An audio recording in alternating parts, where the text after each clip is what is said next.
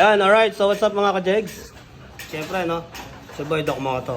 So, meron tayong click. Ang concern is pangit naman takbo. Mabibrate na. So, bakit naging ganun yung takbo na ito? Napaka-basic lang na ito mga ka-jegs, no? Kung mapapansin nyo yung kanyang belt, ayan, no? Lubog na. Lubog na sa torque drive. Which is hindi dapat, no? Dapat yan nakasampa sa ibabaw. Alright. So, anong dapat natin gawin dito?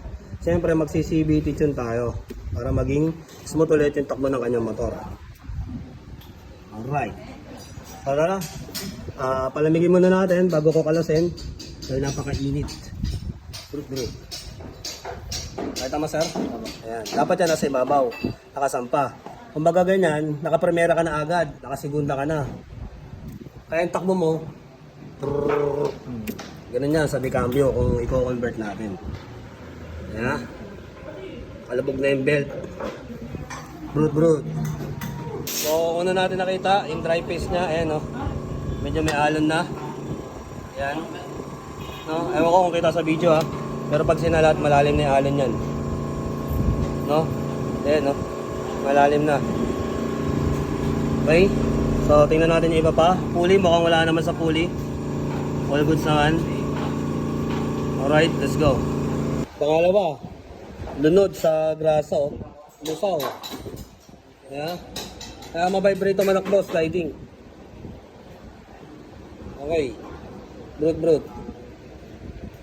So, dapat ang belt na ito mga ka-jegs is nakaganyan, nakasampa. Ayan. Hindi po nakalabog sa torque drive kapag nakalagay dito. Dapat to is nakasampang ganyan. Yan. Ganyan po dapat ang itsura ng belt. Ayan. So, hindi kasi kayo naka-DMRS na high temp grease eh. Nagkalat yung grasa.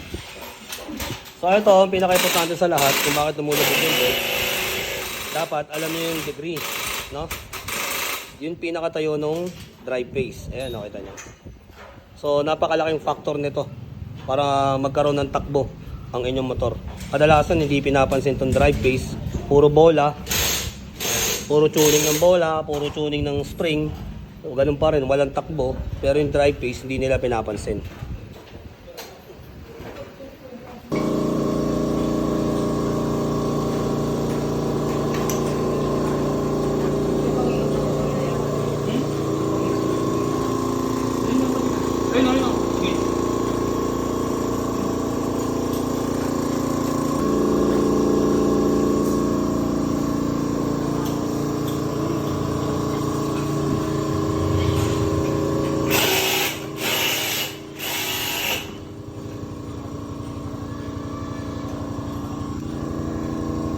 So, alright no, ayan no, nakita nyo, nakangat na yung belt.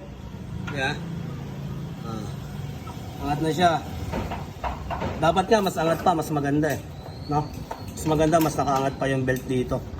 So, ayan ang dapat yung itinuto, no? Yung mga ganitong klaseng senaryo kung bakit malata manakbo motor nyo tsaka mabibrate. Ayan. So, dapat nakasampa pa to. Kulang. No? So, ayan ang alamin nyo.